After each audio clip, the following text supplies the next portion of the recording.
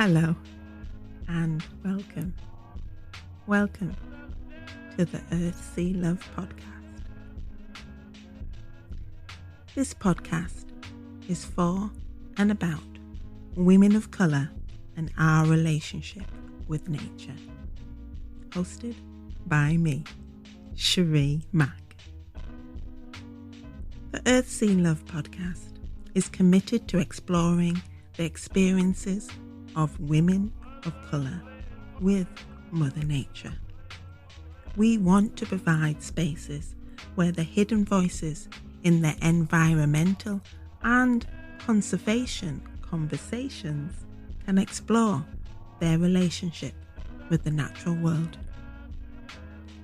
Inspired by our time spent outdoors, we amplify the voices of women of colour, our stories, our conversations, interviews, photography, writing, and artwork.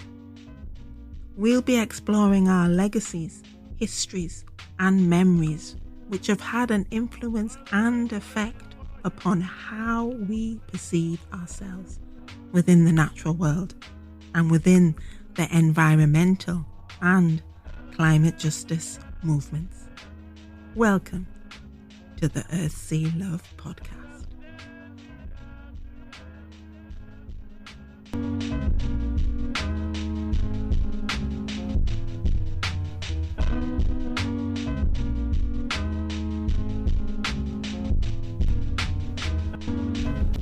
The Earth, Sea, Love podcast has been made possible by the funding from National Lottery Heritage Fund.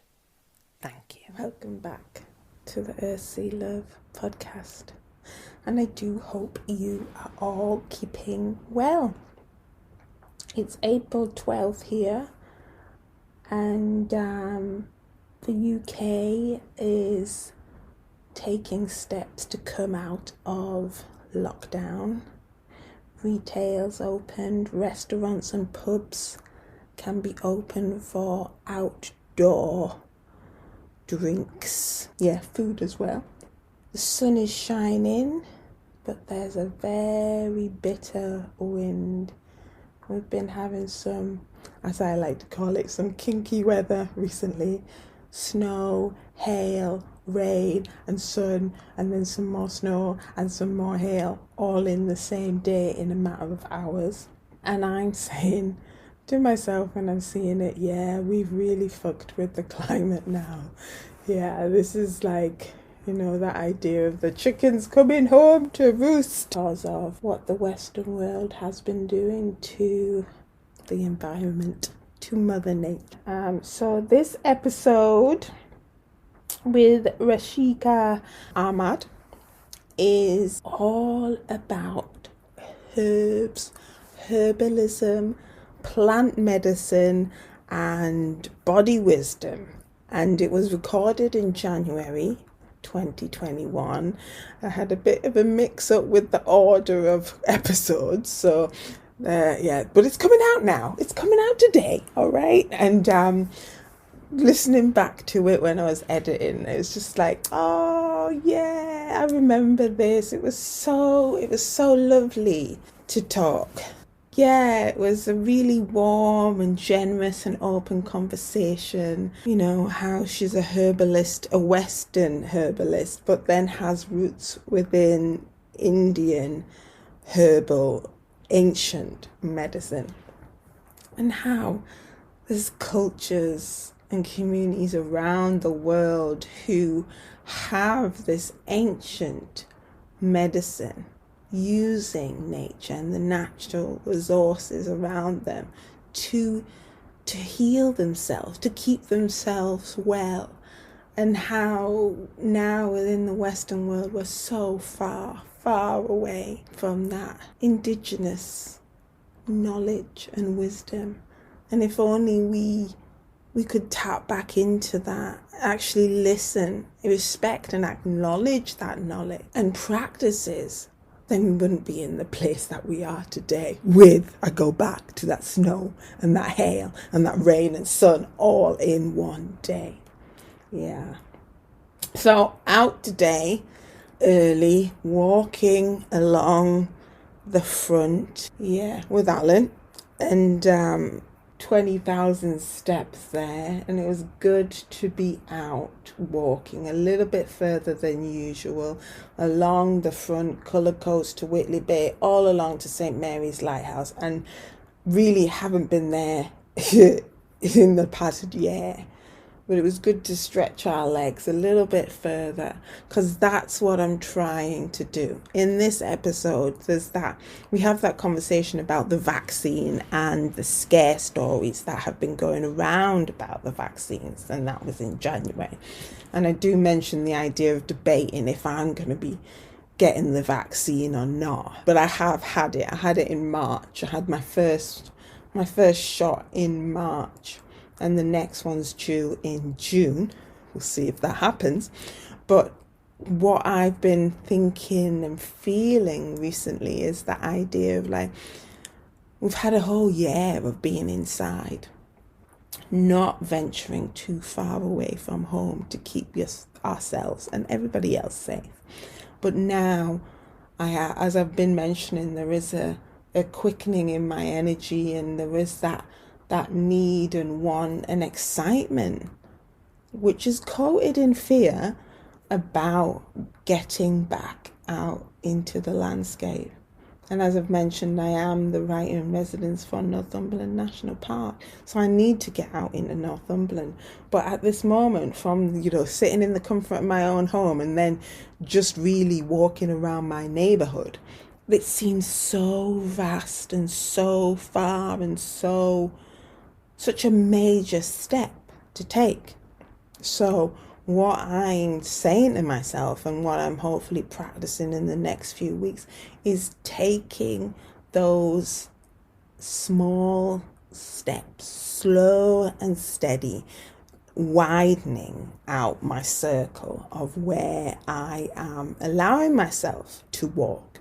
Okay, there has been the lockdowns, there has been the restrictions, but at the same time, there's been that internal fear and pressure on myself to stay close to home because it's safer. And now it's almost like peeling off these layers that I've been having around me of protection and keeping safe and being vigilant and not getting complacent by any means, still having those precautions in place, keeping my distance, the mask, gloves, the hand sanitizer, but trying by just taking these little steps to venture further out. I need to do that, as I've said, for the position of writing residence, but also for my own sanity. Just when we were getting into lockdown, I'd just qualified as a lowland expedition leader with a bunch of other black women in connection to the Wayfinding project. And we were making the plans to go back out in the spring, lead out some groups, and it didn't happen. And then since then, March 2020 to over a year now, we're in April 2021, those skills that we learn and were so eager to put into practice have been lying dormant. I haven't needed a compass and a map to go around to my local neighborhood. Just didn't need it. I didn't need to bring out my safety blanket just in case we had an accident and we needed to keep warm. So all this new knowledge that was in there, that we were practicing, that's going to have to be relearned before I feel confident enough to actually lead groups out within the Northumberland countryside. So I have to take some time and space to build up my confidence again. And I think if we're not acknowledging this to ourselves and to others, then really, what have we learned in 2021? Things have changed. Normal as we knew it is no longer existing. But this is, I'm not even going to say this is the new normal, because it's not. It's we're not living under normal conditions, whatever that may be. But also, I'm not going to be quick to get to the chase or get to the end and thinking like, oh, well, this is a new way of being. It's constantly changing. We're in constant flux, cycling and spiraling. And, that's just how nature is as well. To not acknowledge what we have learned from 2020 and taking this knowledge and using it moving forward, then, yeah, man. But yes, hope. I have hope. You have to have hope. Anyhow, again, me just going on. But episode 025, I think so. Herbs, herbalism, and ancient medicine. Yeah, check it out. And let's hope you enjoy it. And then see you back here again for another episode, which should be coming sooner than the last one. But yeah, enjoy. Thanks for being here. Bye for now.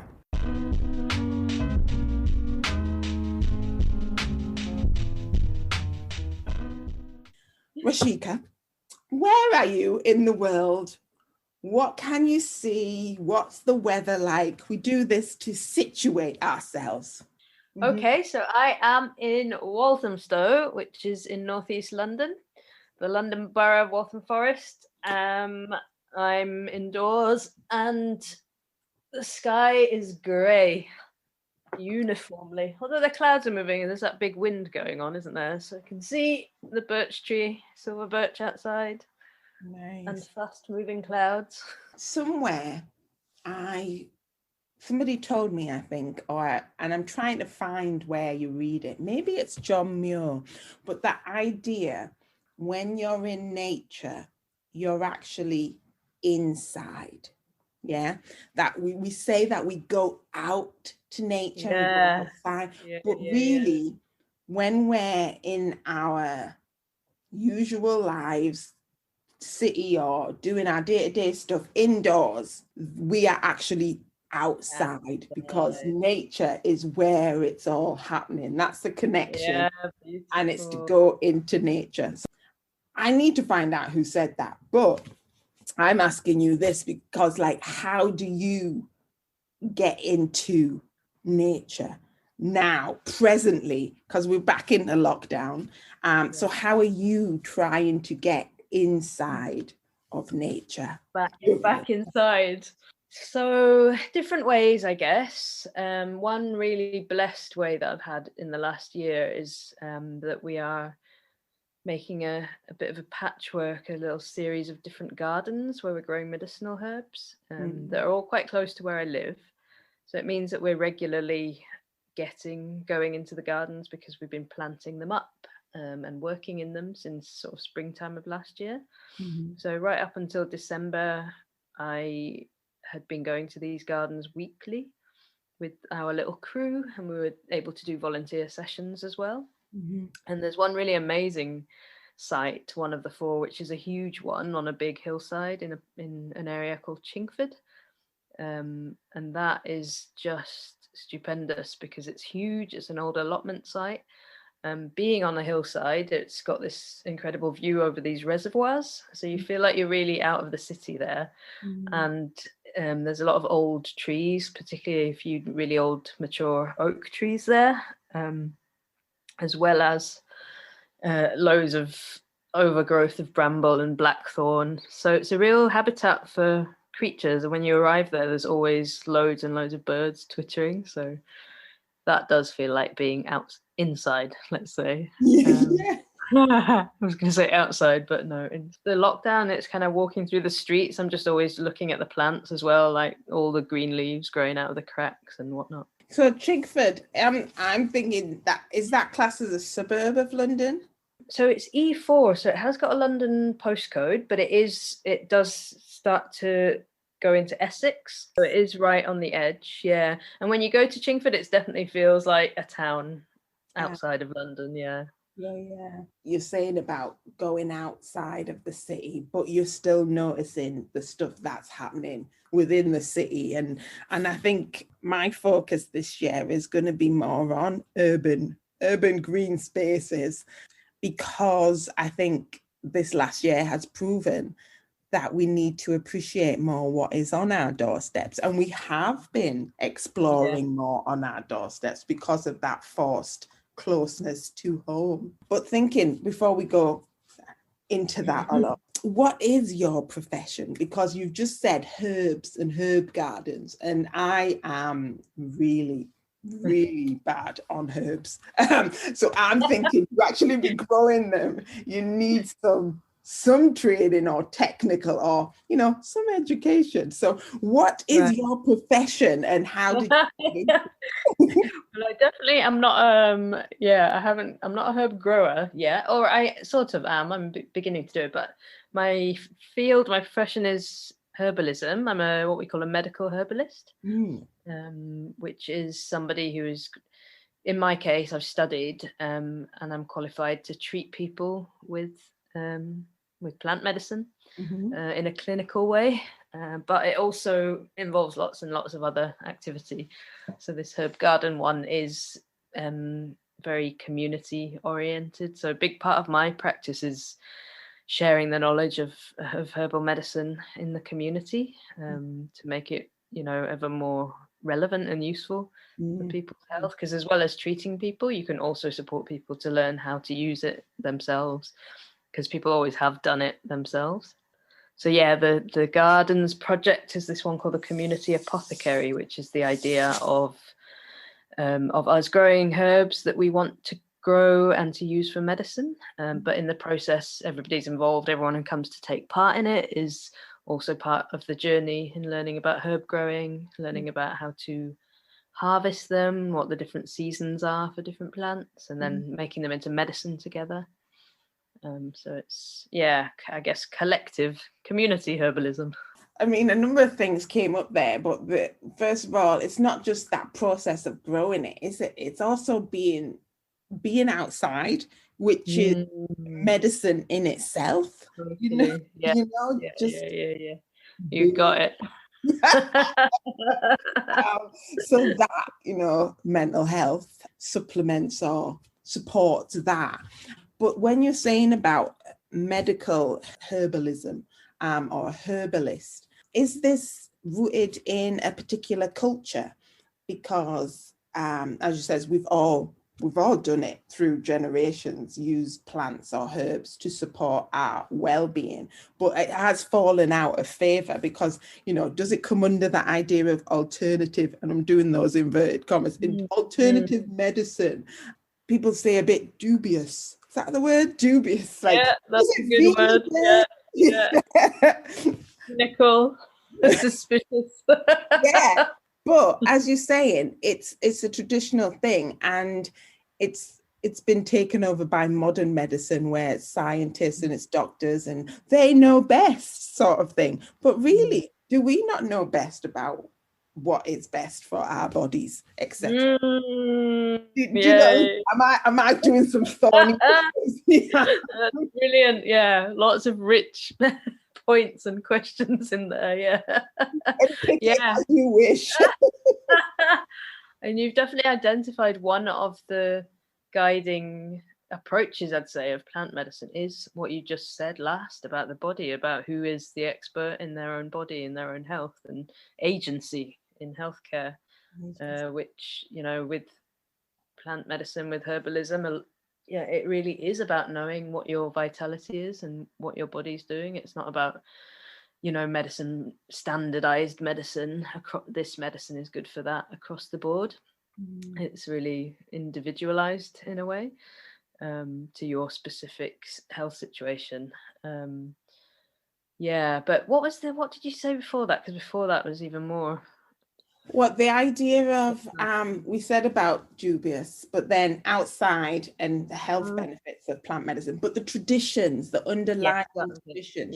Is this a personal, cultural, traditional thing for you, and you've picked it back up and run with it? Yeah, you were asking about where is it rooted, and that is the beautiful thing for me about herbalism, about herbal medicine, that every part of the world, every culture has it in their heritage, in their history. What I studied was a BSc degree in what's called Western herbal medicine, and I chose to do that because I was living here. At one point, I'd been discussing with my mum the idea of going to study in India and to study Ayurvedic medicine, which is one of the ancient systems of India, one of the ancient kind of healing systems of life. But because those courses tend to be offered in Hindi and other languages, which I'm not completely fluent in, I decided to do it here. So it's a really interesting question that you ask, because it brings up a lot of stuff around, okay, whose herbs are we using? Whose knowledge are we using? And the importance of something that can be called bioregionalism, or connecting with the land around you and the herbs that grow near you. So there's a lot of herbalists here and everywhere that would really focus on the importance of connecting with the medicine that's growing close to you. Rather than, particularly now, we've got these fads of superfoods and these exotic plants and herbs coming from really far away, which once you start getting into that, then you really are looking at implications about provision, provenance, exploitation of land and indigenous culture, over harvesting of certain herbs. Once you're at a distance from it, then you have less sort of control, don't you, about what's happening. But that's another really exciting thing for me living in London, is connecting with different cultural groups, the diversity and the mix of people that live here. You're always finding out things about how people use herbs in their culture, in their tradition. And for me, that's really rich and really exciting, because you've got this melting pot of knowledge and sharing of knowledge. So yeah, nowadays we've got access to a lot of those different ancient healing systems that have stayed more intact, like traditional Chinese medicine, like Ayurveda, and there are loads of others from around the world. So yeah, I'd say what I've studied is rooted in Western herbal medicine, but I do have it in my family history as well, funnily enough. Like, my parents are both doctors, but the generation above them was still using herbal medicine. And actually, you said about it being called alternative medicine or complementary medicine. Yeah. And that is the way it's seen here in this part of the world, isn't it? But in so many other places, it really is the primary form of healthcare, because it's the cheapest, it's the most accessible. People are still, people feel closer to it, don't they? Where the kind of doctor with the pharmaceuticals is a step away. So yeah, in my dad's family, there's his grandfather actually set up a herbal medicine shop and clinic about just over 100 years ago in northern India, which I was always fascinated, because it's still going now. My cousin is the doctor there now, and it's a system of medicine called Unani medicine, which was kind of connected with ancient Greek medicine. And so I used to go there as a kid and be really entranced by all these strange things. They'd give you like a little square of herbal paste on a bit of newspaper, and you go and lick that, and it was really sweet. And I've gone there now since growing up and having studied herbal medicine, and gone and sat with my cousin and compared the herbs that they use and how they use them. So it's just amazing, really. Yeah, that is, I mean, I love that you can trace that tradition back within your family. So would you say that, is it in your genes, is it in your DNA, this this herb, like plant medicine sort of thing? Because I'm interested in the things that we do get passed on to us. I mean, I know, like, in a family, if someone's a policeman and like you want to live up to what your father was, say, or your mother was, and you're following their footsteps because it's what you've seen and it's what you've known, and you admire them, that sort of thing. And this could be the same thing in case of, like, you've seen within your family there's doc, but is there something else that's passed on within the family that it is, you are still a herbalist, even if it's in a Western? And do you know what I'm saying? Yeah. And actually, because it wasn't something I went into immediately. I had taken another life path through my 20s, and then came to this a bit later, kind of coming up to 30. And at that time, when I decided to follow this direction and study the herbalism, I remember a cousin of mine saying, "Oh, look, it's in the blood. You've come around to it. You can't escape." And yeah, it's really interesting to look at that. One thing about the Dawakana, the medicine house, where my dad's family are, is that it's quite male oriented, quite male dominated. So that my cousin is a guy. Everyone that's been adopted there has been one of the brothers of the family. Although now I think his partner is also practicing there.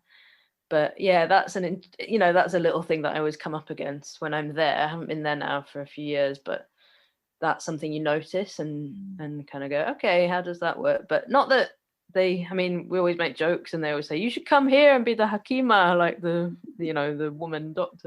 So yeah, there's definitely this feeling of continuity, and then also a sense of like, it's also different from, ways in which we're practicing ourselves nowadays, because the idea of, about the history of healthcare and the inequalities in it as well comes up, doesn't it?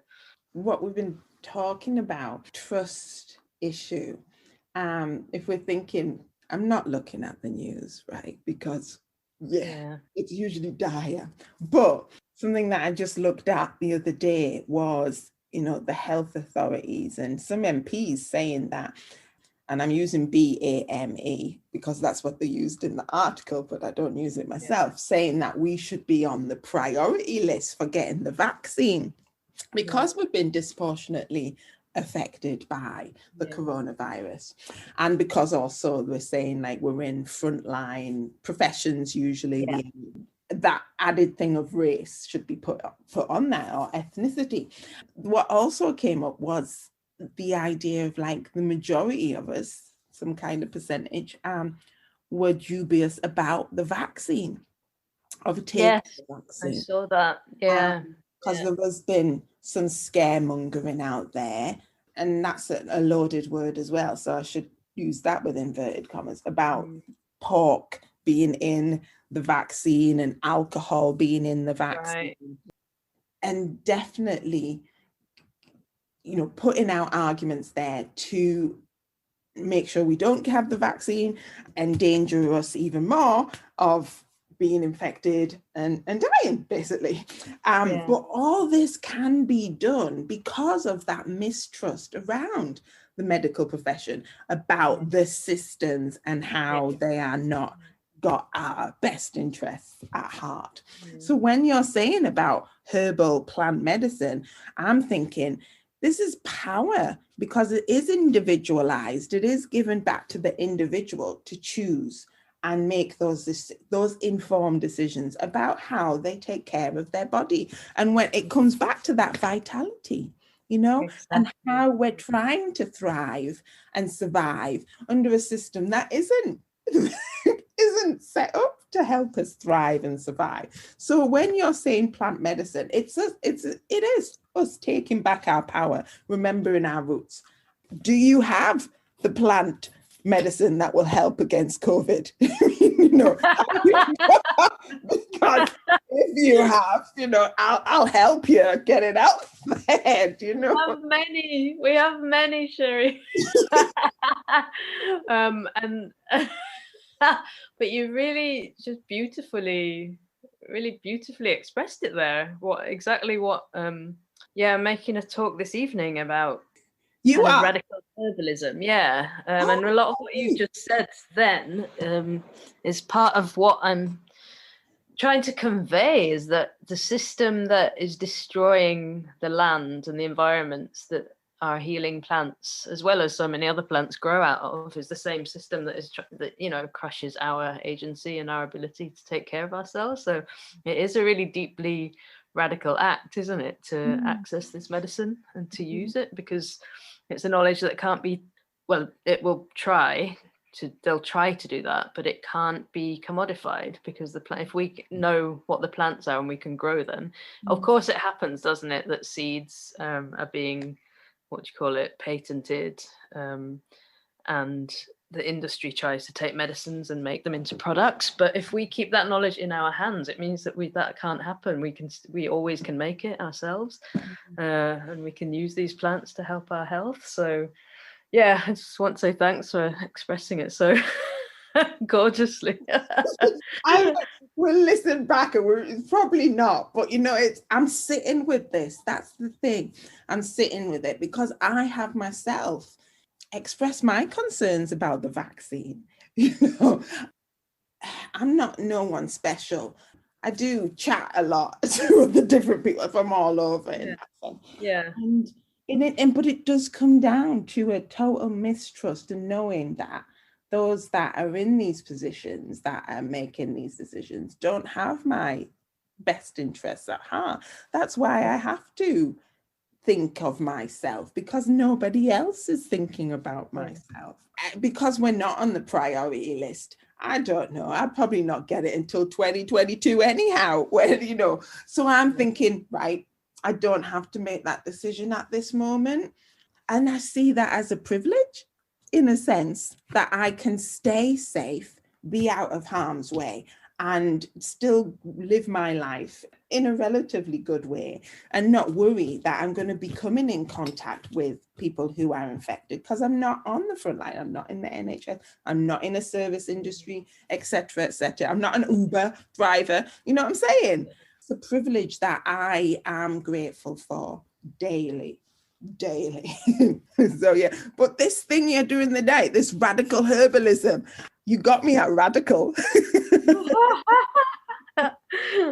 Yeah, I'm making a little series, and tonight's one is going to be about how to take care of ourselves in this time. And who the people that you just spoke about, for me it's kind of gutting that in the situation that we're in, that herbal medicine isn't given more credence in the mainstream system, because it's this very all or nothing scenario, isn't it? It's like only the vaccine can keep us safe and allow us to return to normal, which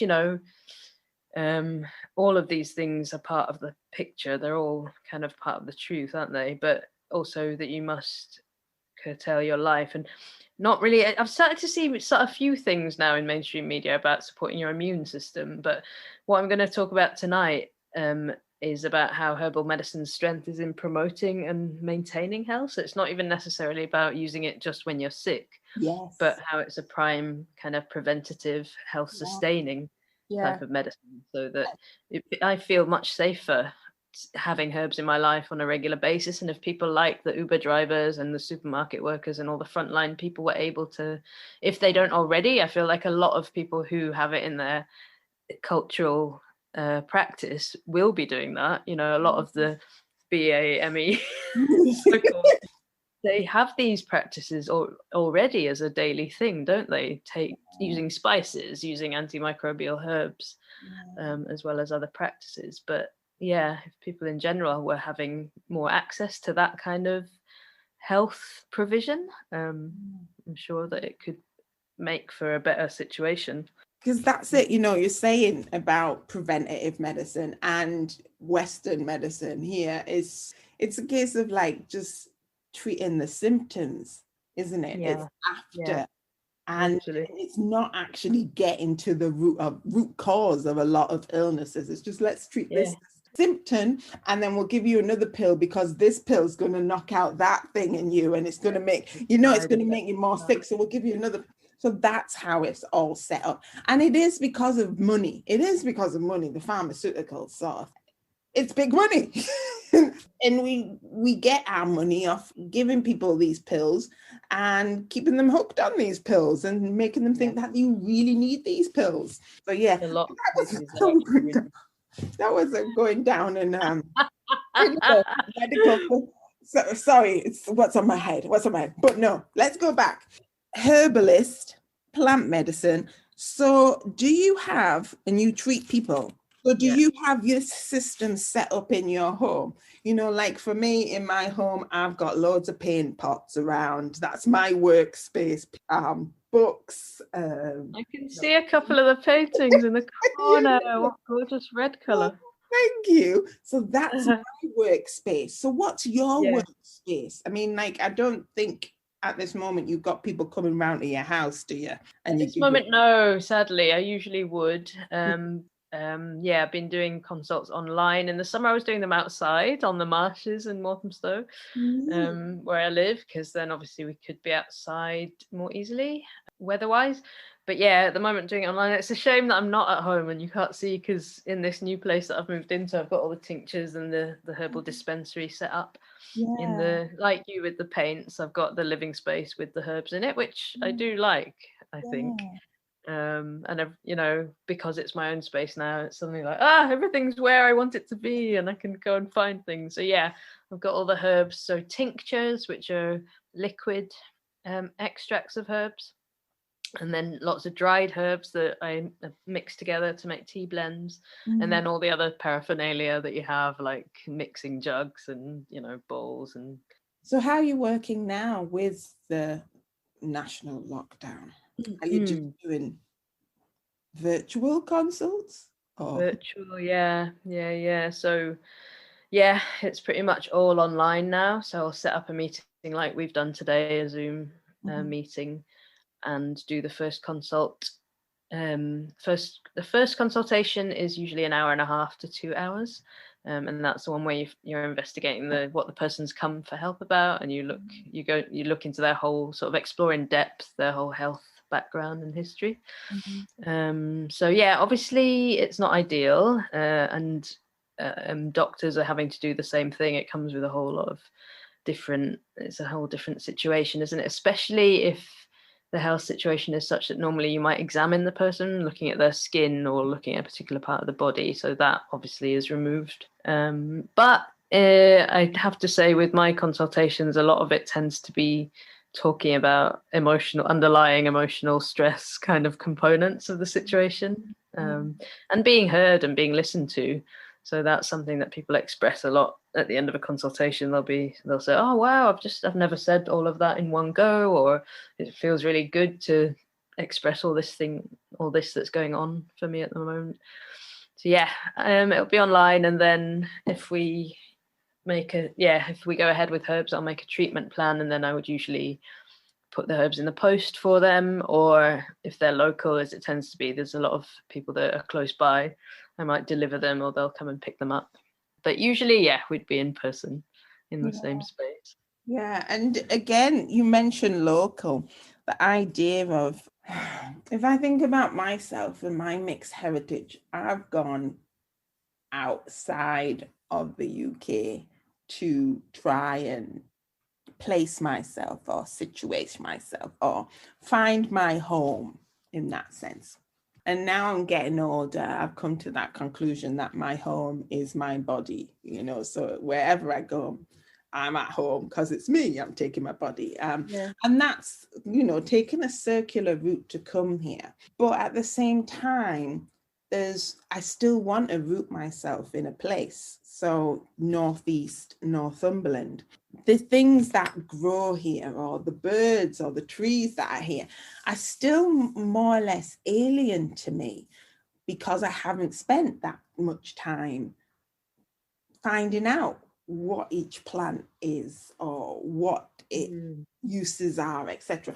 But I'm eager to do that, because that knowledge actually feeds a childlike wonder inside me. Yeah, it makes me excited and giddy. If I'm going out there and I recognize that plant, and like, oh, I want to say Herb Robert, Herb. Yeah. That little purple pinky flower. Yeah. And I do that from a childlike wonder, but I do know that historically it has been there as exploitation and a domination and to be used, and how we're in this situation now because we have exploited, used and disused the natural environment. Get that balance, because you are using nature's bounty for human health, how do you get that balance so it's a reciprocal relationship, which it should be, which it hasn't been? It's been out of toots for so long. So for me, I go to the sea and I give thanks, or I do talk to plants and trees, to give my respect. So how, as you're working with plants, how do you have that reciprocal relationship with plants? Does that make sense?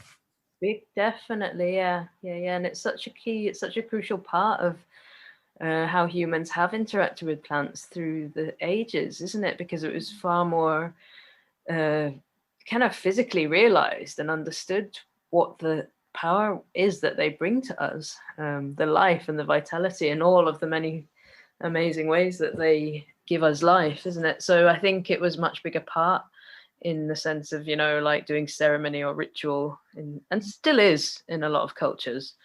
So people here will talk about going to a place and leaving an offering when you're harvesting. For me, it's very, I think increasingly, I just feel like it's about, they feel like friends everywhere, you know, when you get to immerse yourself like you're in the process of where you are, where you get to know the plants that grow around you and you get ever more familiar with them. So they become like, they become like familiars. And there's that book, Braiding Sweetgrass. I don't know if you've come across. And there's a part in that where, I think it was in that somebody was quoting a little bit about saying that the plants are like your family. And in a lot of kind of creation stories, there's talk about the elder, like the plants being certain elders, aren't they? But yeah, for me, it's kind of like you say, talking and connecting with them as if they're part of your living landscape, aren't they? So you kind of, I always go around and like notice what's coming at a certain time and go and greet them and go and say hello. And there's the idea of asking permission if you're going to be harvesting and picking, and also the idea of the intention, like if you're picking a herb for a certain use or you have an idea in mind, like asking for help from the plant for that direction and for that use kind of thing. I think it's really personal to you, isn't it, how you feel to do it? Because if you're looking at more at the sort of pagan or nature-based spiritual practices, then it could get much deeper in that way about how you pay that respect and acknowledgement of the plant life. By leaving little tokens, or in the old days it was kind of sacrifices, wasn't it?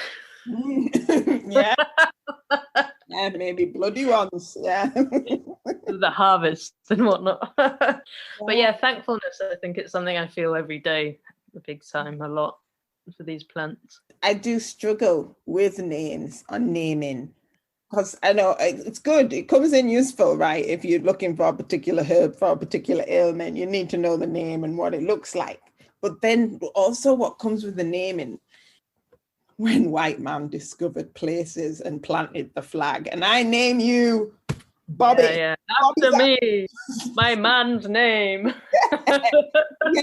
So there is that ownership sort of thing that comes with naming or knowing the names and domination, and I don't want to slip into that, but so it's, for me, it's finding that balance of knowing some names and maybe not knowing all the names. I recognize you, and do I need to know your name because I recognize you? It's like when you see that other black person on the street and you nod, you know, or you smile. They're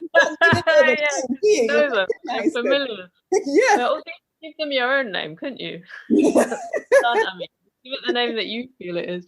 Like, I was just researching about turmeric in the Ayurvedic tradition yesterday, and found out that in Sanskrit it has at least 50 different names. Oh wow. And I was telling my mum, she's like, why does it have so many names? Partly I think because it was a very special thing for them, but also the names really reflected how it was seen or how it was used. So a lot of the names talked about the color, the golden color or the yellow color, but then there were also things like wins over disease, that which kills fever, that which cures infection, all this type of thing. So the folk names of plants in all the places where they come from can really tell you something about the cultural connection in the times when that plant was given its name, and the significance for the people who called it that. So interesting names, because the flip side, I've just thought about, like, I want people to know my name. You know, so like maybe the plants want you know, maybe the names become sacred when you use them a lot, and not the scientific names necessarily. And there's a whole lot of interesting stuff around that in the Linnaean system of botanical study and where that arose, and how this guy divided not only plants but apparently human beings into categories as well. And there's this whole idea that racism itself came out of the study of the global north or the western study of plants and that subjugation of it. But the folk names can be really powerful and carry a lot of energy in them. Yeah, energy. So do you have any favorites? Yeah. There's always yarrow. Yarrow's a big favorite. Yarrow, okay. I mean, it's one that many people would say is their favorite, but I do. Yeah, it's an amazing plant. I know a woman called Yarrow. Oh, wow. Who's that? A lovely woman who also is a podcaster and a writer. Right. She's lovely. So what's so special about yarrow? It's just a one that you see all around, and you wouldn't you'd know it if you maybe you do know it to look at. Really? And it tends to be everywhere, and it's got this white flower that comes in the summer and a very feathery leaf. So once you'd seen it, I'm sure that you probably would know it. Look now for yarrow. Yeah. That's it. Give me one and I'll look for it. And I yeah, I know you. You know me. What can it be used for then? So it's one of these that's got an incredible array of uses. It's an amazing plant. It's very sculpturally beautiful, like a very sturdy stem and this leaf that kind of comes out at an angle, very feathery. But it's seen as a potent plant historically. It's been used around the world in similar ways. You know, this idea of cultures that might not necessarily have had contact with each other, but independently developed these uses. For the plant. It's got a strong connection with the blood. Okay. So what we call a circulatory tonic. Idea is that when you drink it as a hot infusion, it'll get your blood flowing so it can warm you up. Might be good after the sea. Good after the sea, exactly, yeah, definitely. So traditionally it was used as a fever herb because it would have this diaphoretic effect. So when you drank it really hot, it would bring the blood to the surface, to the peripheries, and help you sweat and cool off. So there's this traditional mix of elderflowers, yarrow, and peppermint, which all have this similar effect of helping you break a sweat and release heat. So it was seen as a good natural way of managing a fever rather than suppressing it. You're supporting your body to manage it more effectively. But also these herbs have also got antiviral activity in them, in their oils that you smell. Any aromatic plants means they've got oils in them that are working. They're active against bacteria and viruses and different pathogens. So yarrow is a good anti-infective, antimicrobial as well in that way. God, I'm going to be doing some research into yarrow now. Thank you kindly. That's just a tiny bit. It's one of these where you're like, whoa, is there anything it doesn't do? The famous thing about it was that it stops bleeding because Achilles was supposed to have used it. That's one of the myths about it. And its name in Latin is Achillea. Okay. The species, the genus name, referring to that use of stopping bleeding externally on the skin. Yeah, lovely. Thank you. I'm going to... I love that. Thank you. Go and have a look. Go and have a look. No, I am going to. Oh yeah. It grows up there. It definitely likes to grow by the sea as well. But it'll be very little just now, like very small and feathery and close to the ground. Because I think that if I'm going to get into herbs and plants more, I do think it'll have to be coastal ones. Just because that would keep me returning, just coming out to say, oh, who are you? So that would fit into my world much, much more. But yeah, I have to explore that because I'm all full of wonder for the natural world. So we're in another lockdown. Woo! Are you taking care of yourself? Because you did mention that in December, up until December, you were able to get out to the herb community gardens, etc., and get up onto the hill. Is that still possible now? And yes or no? What are you doing within that nature connection to keep that nature connection? And we're going to come back around circle, but how are you getting into nature, inside nature, or how do you plan to? back inside. Yeah. Yeah, and I think that's where what I said about, just walking around the streets, I find real joy in just seeing the plants. That's when what you said about being closer to home and then necessarily noticing what's around you more. And I've come to really appreciate over this last year the people's gardens and the differences between them, and some of the front gardens where you're like, oh, that's a really nice one, look at them, and you can see like there's a herbalist person in there with the big bushes of sage and whatnot. But also the things just growing out of the cracks, and this time of year is amazing for leafy greens starting to come. Like, it is winter, and partly I've been taking care of myself by just being cozy and like sleeping a lot, and I've really enjoyed that more than any winter before, I think. But also these greens that come everywhere, like soon it'll be nettles and cleavers, but there's loads of big juicy dandelion leaves around at the moment, and kind of different mustard family leaves, and chickweed, which is really a tasty one. So like I kind of get, I get excited just walking around the streets and going, oh look, there's that and there's that, and feeling that nature's everywhere, isn't it? It's always coming through, and the cities are sort of covered out, like have stamped over all these natural excitations of plants. But I think a city, there's an idea of a city that can be really amazing, isn't it, where it's living in concert and in collaboration with the plants rather than squashing them and blocking them. That's it, collaboration with the plants. If only more people would, the world would be a better place for everybody, for every species. I know, yeah, and it's kind of ignoring this essential connection that we have with them. I think that is, you cannot suppress it, because in the city, so many people, even in the tiniest of flats, will be growing loads of plants. It's not something that can be denied, is it? It's in us. It's really strong within us. Yeah, we should just stop fighting it, man. Just stop. Yeah, let it grow. Surrender. Beautiful illustrations yesterday. Somebody called Antoine Doré. I just came across it when I was looking for pictures for this talk, and they've made all these really funny illustrations of urban nature. And there's a man standing at the door of a tube train, and out of the doors on every carriage is like massive triffid plants coming out. Would that be real, or would it be artificial? How people like artificial stuff rather than the real stuff? I know, yeah. Like our eyes and our bodies have been trained to look at the world in such a way that artificial seems more normal now, isn't it? And yeah, perhaps it's about retraining again. It is. In that, let the weeds come back. Yes, embrace the weeds. Yeah. Anyway, on that note, I'm going to let you go. Lovely chatting with you. Thank you so much for agreeing to come on. Thank you. Thank you so much for having me. It's been lovely. So thank you. Thank you so very much. Really nice. Thanks a lot. Bye-bye.